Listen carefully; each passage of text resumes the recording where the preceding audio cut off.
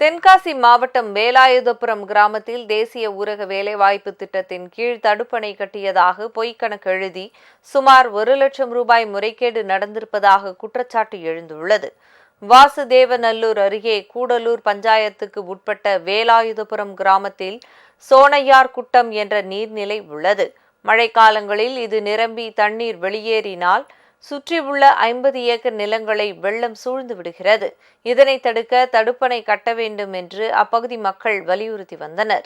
இந்நிலையில் தடுப்பணை கட்டாமலேயே 100 நாள் வேலை திட்டத்தில் 327 பேர் பணிபுரிந்து 1,18,000 ரூபாய் செலவில் தடுப்பணை கட்டிவிட்டதாக வாசுதேவநல்லூர் வட்டார வளர்ச்சி அதிகாரிகள் கணக்கு எழுதியுள்ளனர். முறைகேட்டில் ஈடுபட்ட அதிகாரிகள் மீது நடவடிக்கை எடுக்கும்படி வேலாயுதபுரம் கிராமத்தினர் வலியுறுத்தியுள்ளனர். மேற்கு பக்கம் சுமார் ஒரு 100 ஏக்கர் 150 ஏக்கர் பக்கம் இருக்கும். அது மழை வந்துச்சு அப்படின்னா அது தண்ணி வந்து எல்லாமே பாதிக்கு. இதை காரணம் காய்ச்சி ஊருக்கு வேலை கட்டும் மதகு கட்டும்னு சொல்லி வேலைகள் பார்த்தோம்னு சொல்லி தேசிய ஊரக வேலை திட்டத்தில் வேலை பார்த்தோம்னு சொல்லி ஒரு 1,18,000 வரைக்கும் முறைகேடு நடந்திருக்கு.